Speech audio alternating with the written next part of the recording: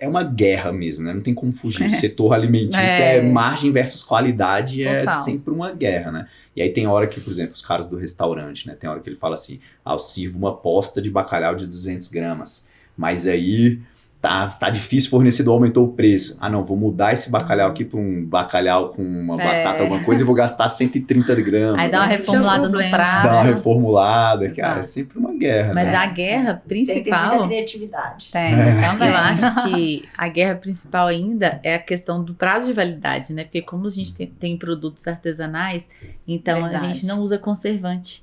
Então nosso prazo de validade ele é muito curto. Então olha o desafio, a loja tem que estar abastecida, né? E tem que ter o controle também, tem que estar sob o controle dessa perda, porque senão o seu lucro vai pro ralo. Sim. Então, ainda tem esse desafio, porque não é como um produto industrializado, eu falo enlatado, ou até mesmo roupa, que não tem esse cuidado. Claro, tem que ter os cuidados, né, especiais da área, mas não tem essa questão da perda. Então, ainda tem isso, né, que os produtos, a validade dele ele é muito curta. Se você vai, por exemplo, assim, se você pega um pão de forma, você vai ver que a validade dele é muito curta quando você compara com o pão de forma que você encontra no mercado. É isso. Exato. E a boa gestão de perda, até a boa gestão de logística também, porque tem quebra de produto, desperdício e tudo. Transporte. Faz a ideia da sua margem com sempre estar ali boa, né? Com certeza. Legal. É uma roda gigante, viu, pro negócio acontecer. Imagino. Quando é que vocês centralizaram a produção?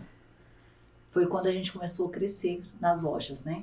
Quando a gente estava só no Guará, era só no Guará. Já tem mais de 8 anos. Já tem, acho que tem mais, 9 anos. Que é uma decisão complexa, né? Sim, assim, 9 anos. Tanto financeiramente, você tá abrindo um novo lugar, mais despesas, né, provavelmente, para padronizar um produto e ter talvez uma melhora de alguns... O que vocês avaliaram, né? Então, eram dois, né? O processo, a questão de padronização, porque com o processo a gente consegue ter os custos na nossa mão, a gente consegue organizar o CMV, né? E a parte a gente falava assim, como o cliente vai chegar em uma loja lá na Asa Sul e no Guará vai falar assim, cara, o que eu como aqui eu tô comendo lá. Então a gente padronização muito nisso. E também, claro, a bendita mão de obra, né?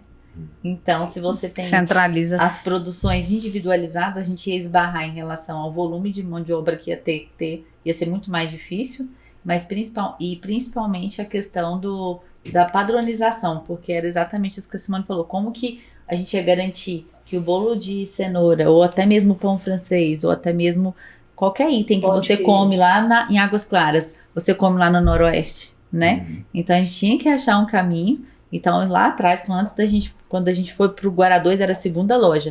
Então, você já começou a nos preocupar. Quando era entre o Guará 1 e o Guará 2, ficava mais fácil. Pertinho. E aí, quando a gente Mas nada acontece por acaso. A gente foi pra fora. A gente foi entender o mercado, como é que funciona. Trouxe consultores, né? Trouxe consultores. Eu andei muitas produções em São Paulo, de grandes redes.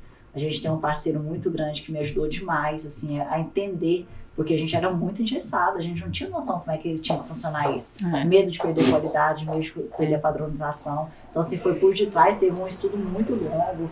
Não foi do dia pra noite, não. Imagino, mas a gente bateu muito cabeça, inclusive. Muita cabeça. Pra poder dar certo. Até a questão da logística, eu tô te falando, esse equilíbrio, que a loja tem que estar abastecida, não pode ter exagero de produto, né? Tem que ter padronização. Até hoje é um desafio, né, Até Gabriela? hoje é um desafio. A gente não sabe, assim, exatamente quantos clientes vão receber e tudo mais. Vem cá, Ivla, traz aí. Aê, olha aí, gente, recebemos aí uma cesta. Pronto. Coisas das 5 estrelas. Claro. Quer colocar pra cá? Quem fica aqui, ó. Daqui a pouco a gente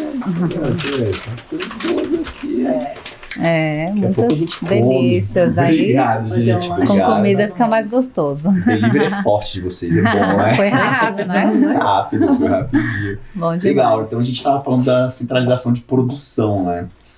Para vocês, teve uma percepção de economia ou uma percepção de o custo é maior, mas vale a pena? Economia, sem dúvida. Até para comprar, negociar. Como eu te falei, reduz a questão de mão de obra também, né? Porque se você tem, por exemplo, um salgadeiro em cada loja, ou quando a gente centraliza, você tem ali 3 salgadeiros que atende 7 lojas, um exemplo, né? Claro que cada setor tem a sua necessidade, tem setores que precisam de mais detalhes, é mais moroso, é mais lento. e tem setores que a gente consegue essa trabalhar, otimização. É que assim, dessa forma a gente consegue trabalhar em grande escala. Exato. Né? Da outra forma a gente não conseguiria trabalhar em grande escala. Então, da forma para a gente crescer e atender, tem que ter escala, senão a gente não conseguiria. E aí essa escala gerou uma escala econômica ainda, Com né? certeza. Porque tem às vezes é o contrário, né? Às vezes o cara até percebe que aumentou o custo. No começo a gente teve um gasto financeiro muito grande, Sim. porque tudo é questão de adaptação. É que negócio, a gente foi muito resiliente. É. Aconteceu vários, assim, imprevistos, a gente fala assim, sabe que a gente vai dar conta, chegou de lojas não ficar tão bem abastecidas, não dava tempo de abastecer no horário certinho, e a gente quer sempre trabalhar com a questão do frescor, as coisas chegar frescas, como se tivesse, acabou de sair do forno, já mandar pra loja. Então, bem desafiador. Foi bem desafiador mesmo. Tanto que tem muitos itens que é finalizado 100% nas lojas. É finalizado. É finalizado, né? É finalizado. Por exemplo, o pão francês Pão, você pega né? quentinho, Exato. o pão de queijo você pega quentinho. Algumas roscas, né? Aquela linha de balainho que a gente chama, onde tem as rosquinhas, o cara põe pra fermentar lá na hora, assa na hora, que a gente Passa o melado, leite condensado, a coco gente na hora. colocou o aquilo ali nome é desse muito bom, profissional. Húngara, búlgara? É, Nossa, húngara. Muito bom. Rosquinha húngara. Então, assim, foi um profissional que a gente colocou que não existia, que é tal de forneiro. Por quê? Que a gente fala que ele não é um padeiro, ele não mexe na massa, mas ele faz toda a finalização. Então ele passa por treinamento, né? Ele fica na produção um tempo para iniciar, para saber mexer no forno. E é todo um processo, até para a fermentação do pão, porque o pão é muito difícil, o pão francês.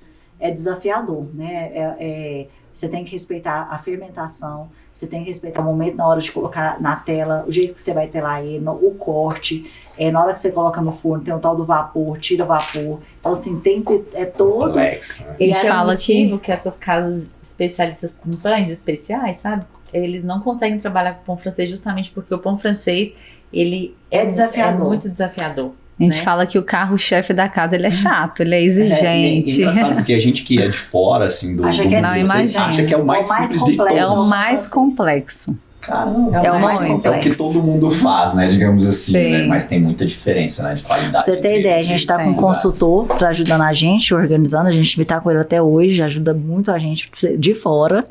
E ele falou que a gente implantou no pão francês, ele fala assim, Mônica, eu fiquei impressionado que vocês conseguiram fazer aqui. Porque ele vem trabalhando em alguns locais e não conseguiu fazer o que a gente conseguiu fazer, manter essa qualidade em todas as lojas, esse padrão. É bem desafiador o pão francês.